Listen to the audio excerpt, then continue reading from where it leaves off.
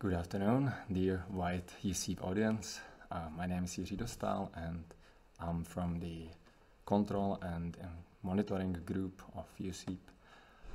I would like to introduce you to my topic, which is hydronic systems of fourth generation and our device, which we call IQ pump.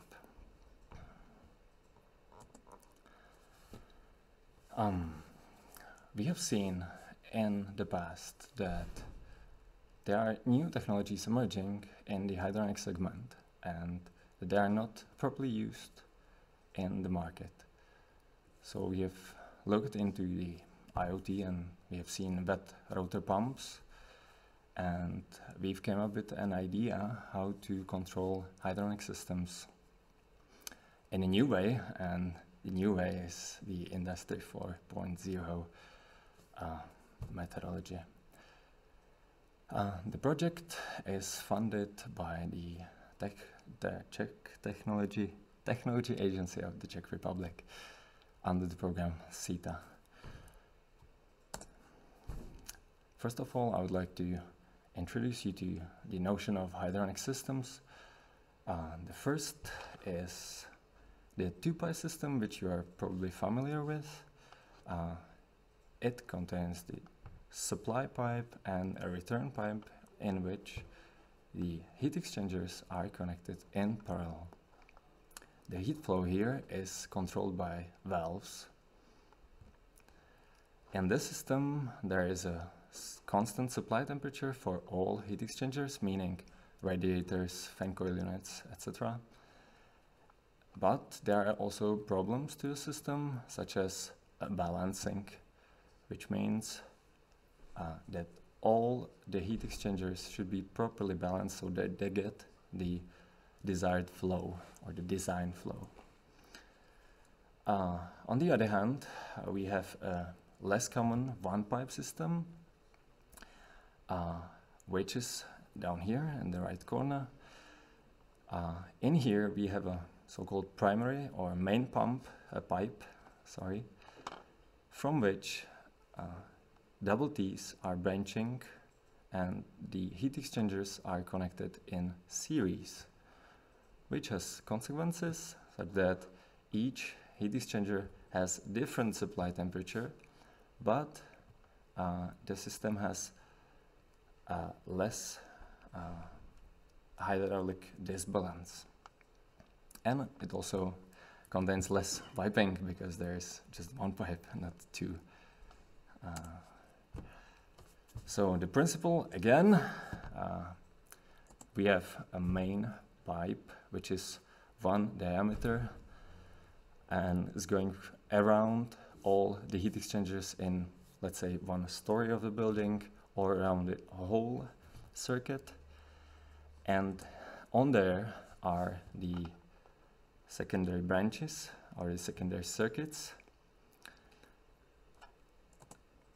And the secondary circuits are composed of double T branching, which are actually two T fittings close together, connected to the same pipe, and there is a secondary pump. And this is important. The flow through the heat exchanger here is not controlled by a valve, but by a pump. And this double T component provides hydraulic separation, which is that the secondary circuit is by no means hydraulically connected to the primary circuit. So this was the introduction, and here's our device, which we call IQ pump. The main idea is to integrate this double T branching, two temperature sensors and a secondary pump into one unit, and to implement some smart algorithms inside to be able to control flow and also other features, and the features are here. So first of all, the main idea is that from the electrical measurements of the pump, the flow can be inferenced or estimated, meaning the mass flow of the water. This is very important because we don't need any flow meter for measuring the flow. We are estimating the flow without a flow meter. Then, if we have the mass flow, if we combine it with the information from the two temperature sensors, we get a heat flow. And with the heat flow, we can control the heat flow, meaning the power of the heat exchanger. And we can also do thermal diagnostics because we, for example, know that the heat exchange coefficient is diverging in some way and that there is probably a maintenance needed on the heat exchanger. This layer is about the heat delivery, but knowing the heat that is coming from the heat exchanger to the room, we can also provide information to upper layer algorithms which control the whole building. The calibration of dynamic model of a building is much easier when you know heat flow in absolute numbers and in watts. Therefore, a digital twin can be made. And using the digital twin for predictive control, which saves energy, or diagnostics on the whole building level, is the main benefit here. That was the idea. Now to the implementation. Here are some pictures of from the development. We are using a CAD design, and we have designed so far at least 5 or 6 different versions of a body, and we are using 5 or 6 different pumps, and we have a lot of electronics prototypes. And here you can see the body prototypes on the upper right corner. In the left, there are some failures. For example, the 3D prints, which we are using, break from time to time, or the actual pumps break from time to time. And at the moment, we have a prototype which is manufacturable from brass, not from plastics, but from brass. So at the moment, we are working on a brass prototype. To implement the control strategy and to validate the control, we have also built a test bed, which is quite a big accomplishment because it costed a lot of money. And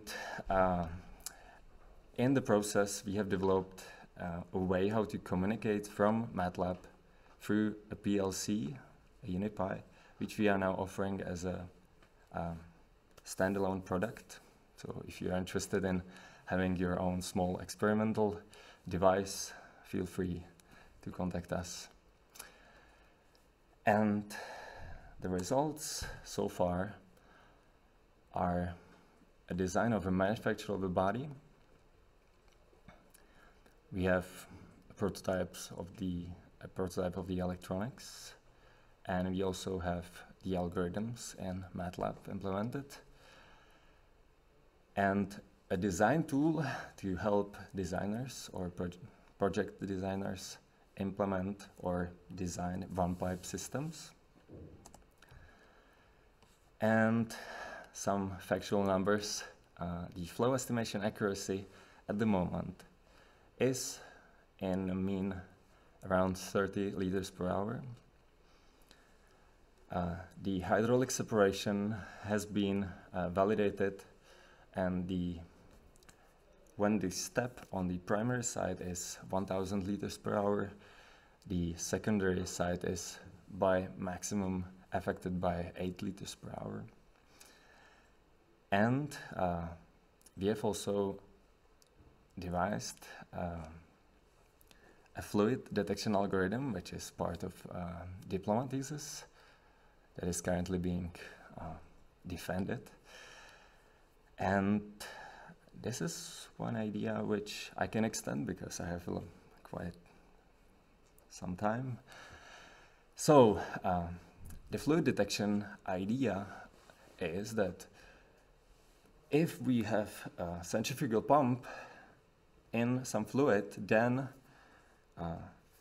the viscosity of the fluid is affected the heat capacity, or we can estimate the concentration, for example, of glycol solutions. And that's it for me. Thank you for your attention.